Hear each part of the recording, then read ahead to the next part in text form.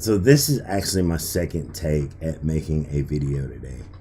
The first one I made without a script, and it ended up being 30 minutes. That's way too long for the news. Way too long. This is your weekly news roundup. Let's get to it.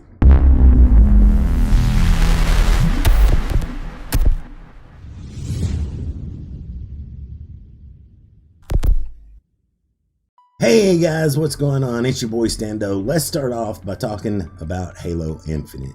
If you didn't know, the next iteration of Halo has been delayed until 2021. To be honest, the game certainly needs it as it's visually underwhelming. Microsoft says it needs further development time due to recent pandemic, but when the game has been in development since Halo 5, which is literally for years, I think it's just because they got their feelings hurt and everyone started making memes on how the game looks. But what are the implications for delaying the flagship title? There are no exclusives now launching alongside the console except for an unknown, the Medium, right? The Medium is the only game that I can think of that is launching alongside the console, and like I said, it's an unknown. Sure, Xbox says that the Series X will launch with Game Pass and backwards compatibility, which is thousands of games upon launch, but to be fair, you can already do that on your current hardware, your current device. So what's the incentive for me to buy the next Xbox? What incentive do you have? I mean, Sony is launching their PS5 with Marvel Spider-Man Miles Morales, right? My man. Also, this might be where Sony's little ace in the hole really shines here. They have set aside a $750 million budget for third-party exclusives. It's nothing for Sony to go to Atlas, right, and say, secure the next Persona game, Persona 6, only on PlayStation, because it's not like they haven't done that in the past, right? Name one Persona game that hasn't been exclusive to PlayStation. I would wait on you to name it, but I've already made a 30-minute video. This is my second take. I've got to keep moving on, but you keep thinking about it. Just think about it. Spider-Man is another great example, right? So the upcoming Marvel Avengers game made by Crystal Dynamics, if you want to play as Spider-Man, you're going to have to buy a PlayStation. Speaking on PlayStation, there is a rumor going around the industry that third-party games might not run at true 4K on the console, at least at launch, and that devs will be using tricks like checkerboard rendering to achieve artificial 4K. This comes after a couple of developers, namely a developer who is working on Resident Evil Village or Resident Evil 8, was talking about how bad the frame rate looked in the Sony presentation during their trailer of the game. And they're talking about how hard it is to work with the PlayStation hardware versus the Xbox hardware. But these consoles are pretty much the same under the hood, right? I mean, aside from Sony's super fast SSD, some variable clock speeds, well, yeah, they're the same. They're almost exactly the same.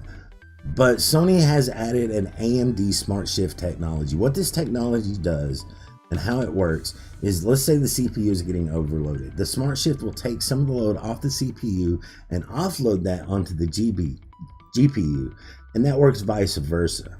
Now, according to Tech Radar, this isn't going to be that big of a deal. Sony is working with developers on the new technology, and the games will be running optimally at launch, at least according to Tech Radar.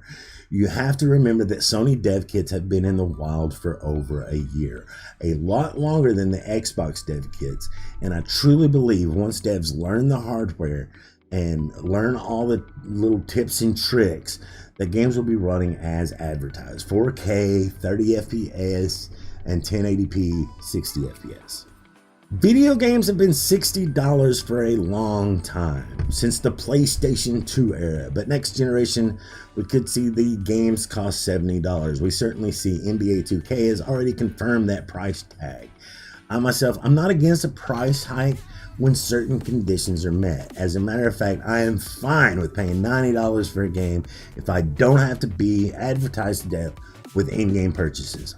I'll pay $90. If you're going to raise the price of the game, fine. I understand development costs, marketing costs, it keeps going up, but I also know how much money you make from in-game purchases.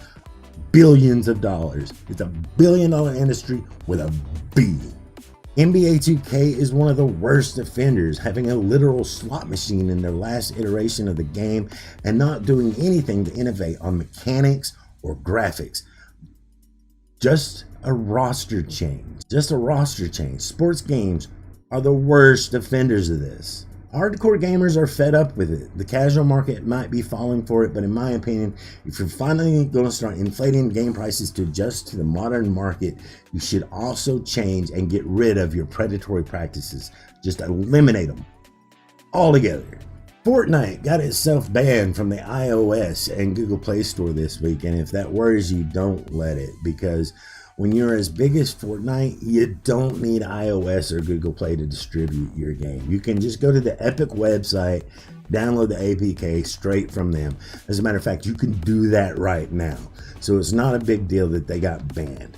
But they got banned after a recent update for Fortnite that allowed gamers to purchase items from within the game straight from Epic, which bypassed their respective storefronts. And Epic gave a discount, passing the savings right on to the players. Because if you didn't know, Google Play Store and iOS, they take a 30% cut of all in-game purchases or software sold through their storefronts. After releasing a really cool, really funny 1980 in-game thing making fun of Apple, Epic turns around. They're suing iOS and Google Play, stating that these storefronts hold a monopoly when it comes to digital distribution, and they're not entirely wrong. We saw that Xbox's upcoming cloud streaming service won't be launching on iOS because iOS wants to curate every game that comes with the streaming service. Yet they don't do that for apps like Netflix or Hulu. So why are they doing it for video games?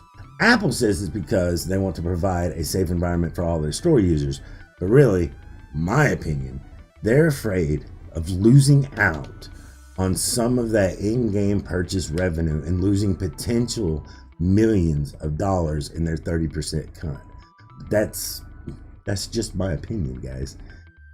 That's all I got for you guys this week. Let me know what you guys think down in the comments below. And hey, don't forget to follow me on Twitch, twitch.tv/Stando. I make content over there every day, 7 days a week. Also on Twitter @StandoMania. You want some awesome community to hang out with? Check out my Discord community. They're a really great group of folks. All the links for that down in the description below. Also, don't forget to check out stando.live and my merch store, stando.live/merch. I know I'm asking a lot here at the end of this video, having you check out all this different stuff that I'm working on, all this different stuff that I do. But leave a like on the video, please. And if you're new around here, hit that subscribe button. Help me reach my current goal of reaching 100 subscribers. If you help me reach 100 subscribers, I can get a really cool custom URL and better promote my channel. I mean, it would be really cool to have go to youtube.com/StandoMania. But right now I can't do that. I got a block of numbers up there and it's really frustrating. Please guys, help me out. Subscribe. I love your faces. And I will see you guys next time. Have a good one. Yeah!